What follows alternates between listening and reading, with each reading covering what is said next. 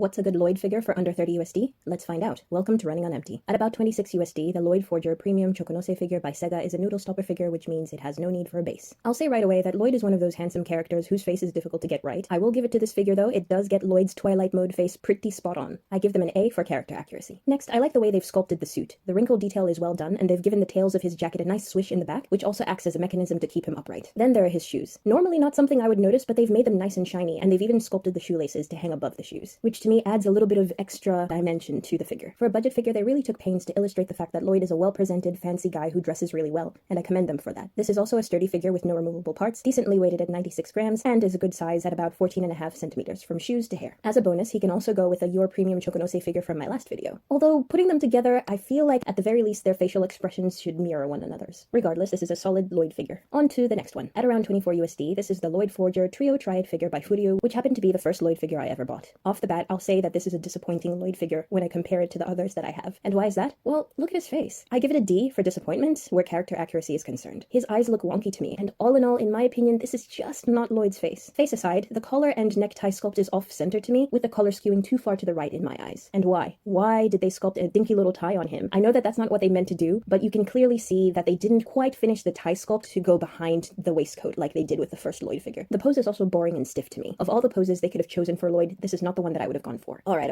enough complaining. I do give them credit that it is a tall figure at about 22 centimeter from base to hat. It's also weighty at 147 grams, and he also has no removable parts, so that means that he's pretty sturdy. But that's more or less all the praise that I have to give for this figure, I'm afraid. I think this figure is the kind that, if you're a crafty person, you can modify him to make him look more like the Loid that we know and love. So in conclusion, I would not recommend you get this figure if you want a Loid of your own. There are way better figures out there on a budget. Alrighty, that brings us to our last one. This is the Loid Forger PM figure Shifuku by Sega, which comes at about 19 USD. Now this is more like it. This figure achieves what I think the last figure was trying to go for, and that's Loid looking casual and relaxed. For the face sculpt, I give them an A. It's not quite an A+ level for me, but I think they did a decent job here. Like I said earlier, I've found that handsome characters like Loid seem to be a bit of a challenge for figure manufacturers to get spot on, in my opinion. I think this is a great pose with Loid looking well at ease, and I think they've done an excellent job with the clothes and the wrinkle detail. I also like the fact that they've sculpted a proper knit pattern in his sweater. The hair sculpt is also really good, and I also prefer the hair sculpt in this Loid compared to the last two, just because I feel like they've added a little bit more detail in this one. This Loid, like the other two, is also sturdy with no removable parts, so basically you just get Loid out of the box and the base. At 19 centimeters, he's also a good size, and at about 105 grams, he's also decently weighted. Another bonus for this Loid figure is that he goes well with the Your PM Shifuku figure from my last video as well. Now these two companion Your and Loid figures make the most sense to me since they've got similar happy expressions. This is a great Loid figure. So, if I had to rank them, I'd have to say it's a tie, with the Loid PM figure Shifuku and the Loid Premium Chokonose figure, both by Sega, coming in first, which means of course that the Furio Loid comes last.